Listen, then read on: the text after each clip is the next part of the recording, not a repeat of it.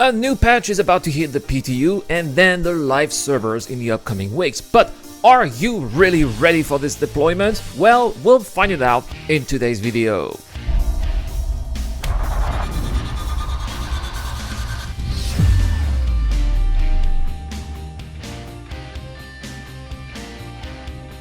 Hey guys, welcome to the channel, it's the Eradicator, and today we will take a look at a few chores you should perhaps do in order to prepare yourself for the release of the upcoming quarterly patch, because as you are going to find out, doing so might avoid you having some unpleasant surprises in the game once the new update rolls out.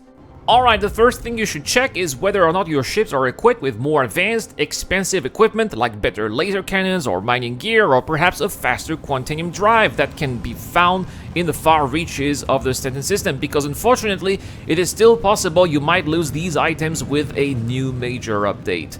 I remember having read in the comment section and on Discord people asking me if I had stored all of my gear and that I should really be mindful of that, and I thought that people were overreacting because surely the items you buy in-game do persist from patch to patch, right? And the reality is that they do for the most part, but it still is not a completely reliable system, and you are still subjected to some possible losses if your ships are equipped with components that are not the default ones. This has happened to me over the past 3 patches, in which I lost some attrition repeaters from Hurston Dynamics, a Breton power generator, and some XL1 quantum drives, just to mention those. And all of these components had one thing in common: they were upgrades to my existing ships and were still installed on those ships, while my additional purchases that were not installed and were still in local inventories had all remained and had been transferred to my home location.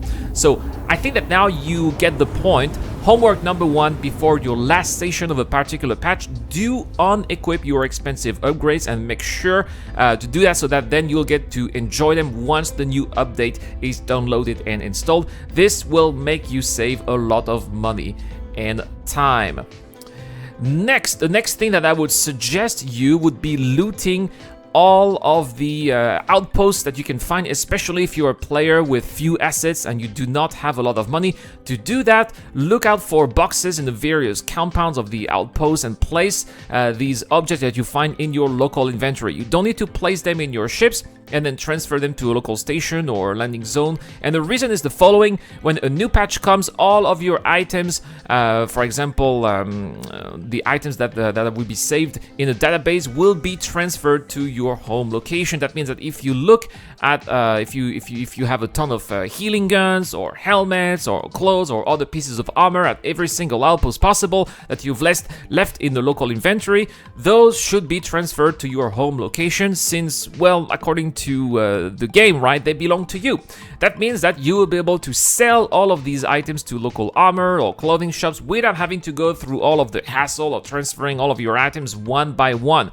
Instead, all you have to do is to sell the objects one by one, which is still a hassle, but at least that hassle gets you some money that you can use later to build a small trading capital. And if you are not very rich, that is definitely something worth considering. In the same order of things, I think that the next thing that you should do is to make sure that you do not have any sitting commodities either in your ships or at a Lagrange refinery, because once again, this is something that I have learned at my own expense. If you do, you will lose them, which can be quite a bummer. So if you're a trader, please check all of your cargo ships and make sure that they're all empty. There should be no medical supplies left, for example. And if you're a miner, especially a quantanium miner, make sure you do not have any left or any orders left at the refinery, because if you do, well, make sure that the refined materials are in your ships on time, and then go to a landing zone and sell everything, because otherwise forgetting to do so might cost you